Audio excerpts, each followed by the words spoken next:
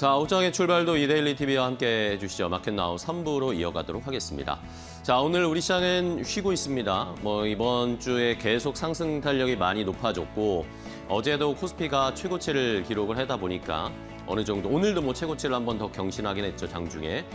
이제 조금은 쉬어가도 될 타이밍이 왔습니다. 이러면서 수익을 조금 실현해야 되나? 라고 생각하시는 우리 시청자분들도 계실 것 같고요.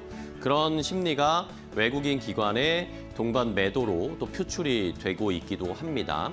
이런 시장의 모습을 조금 더 지켜봐야 되겠고요. 전쟁에 대한 우려는 이제는 거의 다 벗어났습니다. 간밤에 또 협상 이야기가 또 지지부진하다 이런 이야기가 나왔지만 이것은 이제 저희가 거의 다 털어낸 상황이고 오늘 시장에서도 근데 좋은 흐름을 보이고 있는 업종들을 좀 체크를 해보면 결국에는 AI 데이터 센터, AI 인프라 투자와 관련된 여기에 따라서 쇼티지가 나거나 공급 부족이 나온다라는 그런 업종들만 튀어 올라가고 있습니다. 오늘 제 대표적으로 조선주도 갑자기 AI 데이터 센터랑 엮이기 시작했잖아요. 조선의 엔진이 AI 데이터 센터에 쓰일 수 있다 이런 이야기 나오면서 이제 조선주도 AI 데이터 센터 관련주가 됐고요. 여기에다가 기판 관련 반도체 관련해서는 계속해서 이야기가 나오고 있는 상황. 이렇게 지금은 AI 데이터 센터 인프라 투자 쇼티지 이런 키워드로 시장이 집중을 하고 있는 양상. 여기에 흐름을 저희가 잘 따라가야 된다는 걸 다시 한번 확인을 해봐야겠습니다. 2차 전지도 최근에 마찬가지 이야기겠죠. 자, 그런 의미에서 오늘은 SK하이닉스의 실적 내일 나오잖아요. SK하이닉스의 실적이 어떻게 나오는지도 중요한데 이것을 어떻게 해석을 해야 하는가. 삼성전자도 실적을 발표했고 키옥시아도 실적이 좋다 이야기가 나오고 있는데 SK하이닉스 내일 실적 당연히 좋을 겁니다. 그건 저희가 알고 있는데 그럼 여기서 어떤 포인트를 저희가 주목을 하고 투자 전략을 세워야 할지 앵커 브리핑을 통해서 함께 알아보도록 하겠습니다. 함께 보시죠. 자, 오늘 이제 내일입니다. SK하이닉스의 잠정 실적 아마 내일 장 시작 전에 발표가 되겠죠. 그러면서 SK하이닉스의 실적 눈높이 예상치들은 시청자분들도 많이 보셨을 거예요. 방송이나 언론이나 신문 기사를 통해서 SK하이닉스의 예상 실적 엄청 좋을 것이다. 왜냐하면 삼성전자, 마이크론 다 좋았으니까요. 당연히 SK하이닉스도 좋을 가능성이 매우 높습니다. 자, 일단은 SK하이닉스 1분기의 영업이익은 시장에서는 기본 40조를 보고 있습니다. 기본 40조고 여기에 플러스 알파로 얼마나 더 나올 것이냐. 환율도 계산을 좀 해봐야 되겠고 여기에 계산되지 않는 HBM 이외에도 D램이나 낸드 쪽에서의 수익이 어느 정도까지 반영이 됐을지 이런 것들을 생각을 해보면 40조는 기본으로 나오고 그 위로 나올 겁니다. 1분기에는 일단 40조 2천억 원 정도 삼성증권은 예상을 하고 있었고요. 그러면서 올 한 해 전체에 SK하이닉스 205조 원 그리고 내년에는 230조 원대까지 영업이익이 기하급수적으로 늘어나면서 PER은 낮아지고 저평가되어 있고 밸류에이션 너무 낮고 이런 이야기는 아마 오늘 내일 계속 들으실 겁니다. 자, 그런데 JP모건은 이제 내일 SK하이닉스의 실적을 앞두고 나서 메모리 업계 전체의 중요한 포인트들을 짚어줬습니다. 뭘 봐야 하는지를 꼭꼭 찝어줬더라고요. 그런데 말씀드린 것처럼 일단은 1분기에는 SK하이닉스를 포함하여 삼성전자 대부분의 메모리 업체들이 실적이 좋았습니다. 이건 우리가 다 예상을 했다라는 거죠. 다 예상한 정도의 수준의 실적이 나올 건데 중요한 것은 다음 분기 2분기에는 이 AI 연산에서 메모리 반도체의 역할 그리고 이게 장기적으로 수익성이 계속 이어질 수 있는지를 시험하는 중요한 시험대가 될 것이다. 그러니까 1분기의 수치보다 중요한 것은 앞으로에 대한 전략, 계획, 그리고 앞으로의 실적 가이던스 이런 게 훨씬 더 중요하다라는 거였죠. 이런 것들은 과거에 작년에 3분기 때와 굉장히 비슷한 상황입니다. 작년 3분기 때는 그때도 SK하이닉스를 포함해서 HBM이 진짜 수익성이 좋을까? HBM이 잘 팔리긴 잘 팔리는데 이게 진짜 수익성이 좋아서 실적 개선에 분명한 역할을 해주는 건가? 라는 걸 굉장히 시장에서 의심했었거든요. 근데 3분기 때 실적 발표를 하고 나오니까 아, 이게 확실히 돈이 되는구나. 이게 SK 하이닉스를 포함한 메모리 업체들의 HBM을 만드는 업체들의 실적에 뒷받침이 되는구나라는 걸 확인을 하고 나서부터 SK 하이닉스가 출발했습니다. 주가가 말이죠. 그런데 이번에는 HBM뿐만 아니라 메모리, 낸드나 아니면 뭐 구형 D램 이런 쪽에서도 과연 이게 수익성이 좋게 나올 수 있느냐, 이게 실적에 그대로 반영되는가를 체크하는 중요한 가늠자가 될 거라는 것이었죠. 자, 이렇게 일단은 첫 번째로 봐야 되겠고, 다음으로는 결국에는 메모리 가격, 지금 D램, 낸드 가격이 계속 올라간다라고 듣고 계시잖아요. 그런데 중요한 건 이번 실적 발표 1분기의 실적들을 다 종합을 해봤을 때 과연 그러면 주요 고객사, B2B든 B2C든 우리가 아는 하이퍼스케일러들이든 아니면 D램이나 낸드를 쓰는 B2C 관련된 제품들을 만드는 회사들이든 지금 이 D램과 낸드 가격을 감당할 만한 수준이 되는가를 이번 실적 발표 때 체크를 잘 해봐야 된다는 거죠.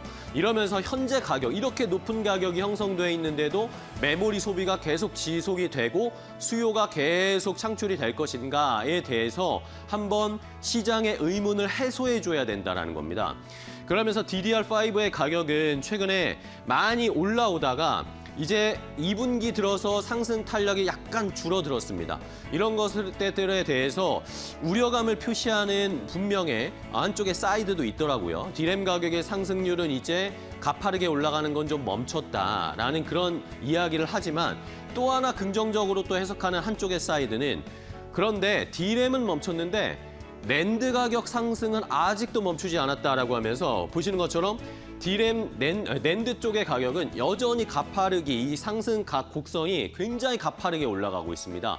그러니까 이번에는 이 1분기 때는 D램 때문에 실적이 매우 좋게 나왔다면 이제 2분기, 3분기 지나가면 요 낸드 때문에 실적이 더 좋아질 거다라는 그런 평가들이 나오고 있어서 그렇다면 과연 이런 D램과 낸드의 상승의 가격 상승의 이런 수요를 과연 가격을 이 B2B나 B2C 주요 고객사들이 감당할 수 있을 것인가의 여부를 SK 하이닉스도 뭔가 충족해주는 코멘트가 나와줘야 된다라는 것을 지적을 해줬고요.